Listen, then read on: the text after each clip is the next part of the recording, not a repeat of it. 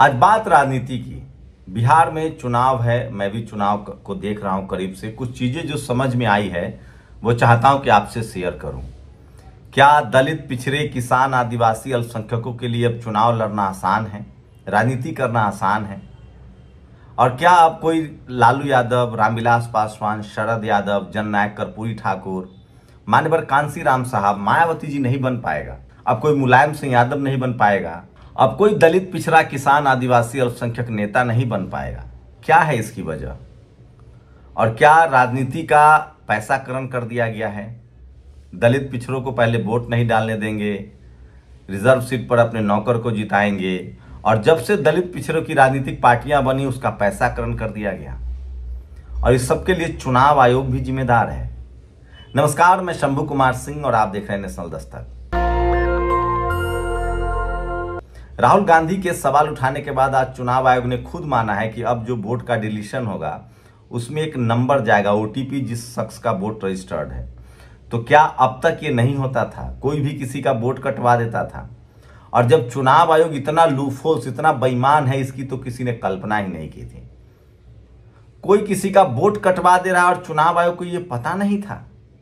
आप सोचिए, जो चुनाव आयोग तकनीकी होने का दावा करता है, जो चुनाव आयोग कहता है कि हम एलन मस्क से आगे हैं, जो कह चुका है कि ईवीएम खराब है, ये चुनाव आयोग के अलावा और कोई इस देश में नहीं है जो कहता है कि ईवीएम सही है, सिर्फ चुनाव आयोग। तो ये चुनाव आयोग भारत सरकार की संस्था है या किसी पार्टी की संस्था, किसी जाति की संस्था है? और सोचिए, चुनाव आयोग को यह तक नहीं पता था कि कोई भी किसी का वोटर लिस्ट से नाम कटवा सकता है। अब कह रहे हैं कि हम नंबर पर ओटीपी भेजेंगे। एक एक विधानसभा में एक एक फर्जी लाख वोट है। एक एक विधानसभा में दलित पिछड़ों का वोट लगातार काटा जा रहा है बिहार में।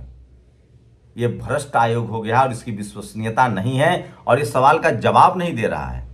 राहुल गांधी कोई सड़क चलता आदमी नहीं है, मेरे जैसा यूट्यूबर नहीं है, वो अपोजिशन के नेता हैं। और जब वो पूछ रहे हैं तो सवाल पूछा जा रहा है। लेकिन सोचिए, पिछले 15 सालों से, 20 सालों से दलित, पिछड़े, किसान, आदिवासी, मायावती जी सवाल उठा चुकी हैं। 52 मिश्राम ईवीएम के खिलाफ कैंपेन चला रहा है, लेकिन किसी के कान पर जू नहीं रेंग रहा है कि बैलेट पेपर से चुनाव हो। अब सोशल मीडिया का दौर है, कौन बूथ लूट लेगा? एक एक महीना चुनाव कराया जाता है। मैं फिर कह रहा हूं, यह सब इसीलिए कराया जाता है कि बहुजन दल सत्ता में ना आ जाए। समाजवादी पार्टी हो, बहुजन समाज पार्टी हो, आरजेडी हो, जेडीयू हो, डीएमके हो, तमाम जो दलित पिछड़ों की पार्टियां हैं वो जब सत्ता में आने लगी तब ईवीएम लाया गया। लेकिन अब उससे भी खतरनाक है। अब हर पार्टी की मजबूरी दलित पिछड़ा नेता बनता जा रहा है, क्योंकि हमारी संख्या 90% है। तो इनको कैसे सत्ता से बाहर किया जाए, उसके लिए चुनाव आयोग जैसे लोगों ने और मीडिया ने मिलकर राजनीति का अपराधीकरण का झूठा अभियान चलाया, खबरें फैलाई झूठ। क्योंकि उस दौर में लोहिया की मजबूरी थी, जयप्रकाश नारायण की मजबूरी थी और इंदिरा गांधी से लड़ना था जो सवर्ण वर्चस्व वाली पार्टी थी। तब इन लोगों ने, चौधरी देवीलाल ने, चौधरी चरण सिंह जैसे लोगों ने दलित पिछड़े नेताओं को घर से निकाल कर राजनीति में लाया। सोचिए, लेकिन आज ये संभव नहीं है।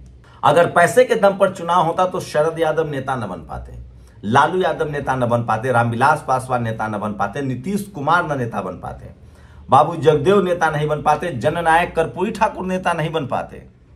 क्योंकि इनके पास पैसा नहीं था, न इनके बाप दादा राजनीति में थे, न इनके पास कोई जुगाड़ था।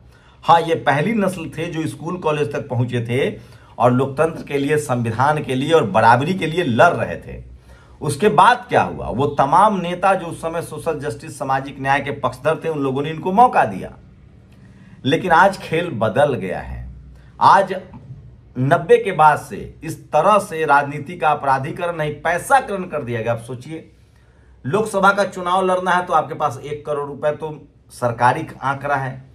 विधानसभा चुनाव लड़ना है तो 70 लाख रुपए का सरकारी आंकड़ा है। पैसा जुटा भी ले तो अगला खेल समझिए। हर पार्टी में पोस्टर का दौर है। अब जिस दलित पिछड़े के पास पोस्टर लगाने के पैसे नहीं है वो राजनीति क्या करेगा? लेकिन उससे भी सबसे ज्यादा भयानक है, इस देश में दलित, पिछड़े, किसान, आदिवासी, अल्पसंख्यक सामाजिक न्याय से जुड़े होते हैं, उनका जनाधार भी होता है, वो लोगों के दुख तकलीफ में शामिल होते हैं। लेकिन भाई साहब, वो राजनीति नहीं कर सकते हैं। इसकी वजह बताऊंगा। जैसे बहुजन राजनीतिक दलों के लिए क्या समस्या है? वोट कभी भी कांग्रेस बीजेपी के पास या ममता बनर्जी के पास सवर्ण दलों के पास नहीं रहा। सवर्ण दलों के पास सिर्फ पैसा है। जनाधार तो सपा बसपा आरजेडी जेडीयू दलित पिछड़ों की पार्टी के पास है, लेकिन इस सत्ता में इसलिए नहीं आ पा रहे हैं क्योंकि इनके पास पैसा नहीं है। और पैसे का खेल कहां होता है सो समझिए। अब तो आपको उम्मीदवार है वहां भी पैसा डाल दिया गया, लेकिन पैसे का जुगाड़ कर भी लिए तो आप पॉपुलर कैसे होंगे, आपको लोग जानेगा कैसे, टिकट कैसे मिलेगा। 90% जो दलित पिछड़े किसान आदिवासी अल्पसंख्यक नेता है, जो जनाधार वाले नेता हैं, उनके पास न कोई मीडिया है न तंत्र है। अब समझिए, चंद्रशेखर आजाद अपने बलबूते संसद बने हैं और कन्हैया कुमार जो 2 बार चुनाव लड़के हार चुके हैं, दोनों का मीडिया कवरेज देखिए। चंद्रशेखर को ज्यादा दिखाया जाता है या कन्हैया कुमार को? ये मत कहिए कि पार्टी आज के समय में मीडिया पार्टी कांग्रेस को बायकॉट करती है, जैसे बहुजन दलों को बायकॉट करती थी पहले, कांग्रेस को भी आज बायकॉट करती है, लेकिन वो कन्हैया को बायकॉट नहीं करती है। अब थोड़ा बहुत बहुजन समाज का दबाव है, सोशल मीडिया का दबाव है और दर्शकों ने टीवी अखबार देखना बंद कर दिया है, तब ये थोड़ा बहुत बहुजन दलों को दिखा रहे हैं। लेकिन आज भी दलित पिछड़े नेता किसी भी पार्टी में प्रवक्ता नहीं है। उनमें मेरिट है ये कैसे पता चलेगा? क्योंकि टीवी अखबार उनको दिखाता ही नहीं है। सोचिए आरजेडी ने कैसे खेल बदल दिया है। आरजेडी की 2 गैर सवर्ण प्रवक्ता कंचना यादव और प्रियंका भारती ने पूरे टेलीविजन सिस्टम को हैक कर दिया है। अब जातिवादी मनुवादी सोच के लोगों की खैर नहीं है और बीजेपी तो पानी मांग रही है। 2 बहुजन समाज की बेटियों ने पूरी तरह से ध्वस्त कर दिया है। अब आते हैं समाजवादी पार्टी के, तो मनोज काका हो या मनोज यादव हो या राजकुमार भाट, ये बहुजन समाज के प्रवक्ताओं ने हैक करके रख दिया है पूरे सिस्टम को। लेकिन कांग्रेस अभी भी यहां वो रिप्रेजेंटेशन नहीं दे रही, खासकर मीडिया में। तो टेलीविजन अखबार की मजबूरी अब जरूर है कि वो दलित पिछड़ा नेताओं को पहले क्या करते थे, पहले उनको बदनाम करते थे, गाली गलौज करते थे, उनको करप्ट दिखाते थे।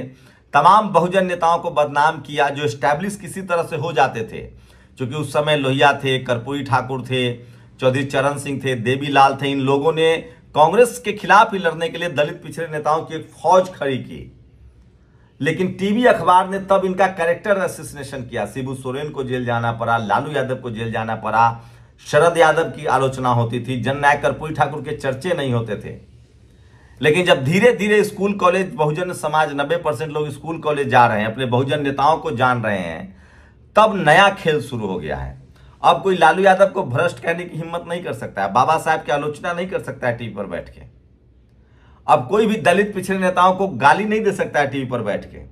अब एक नया खेल चल रहा है कि इनको टीवी से ही बायकॉट कर दो, और इसमें पॉलिटिकल पार्टी भी जिम्मेदार है। मुझे लगता है कि कांग्रेस जो सामाजिक न्याय राहुल गांधी बात कर रहे हैं, उनको समझना चाहिए, उनको रिप्रेजेंटेशन खासकर मीडिया में कम से कम दलित पिछड़ों को देना चाहिए, क्योंकि टीवी उनको दिखाता नहीं। तो बहुजन समाज में नेताओं की कमी नहीं है, पैसे की कमी है, वोट की कमी नहीं। तो वोट बहुजनों का, और चुने जाते हैं एससी एसटी के रिजर्व सीट के अलावा ज्यादातर सवर्ण।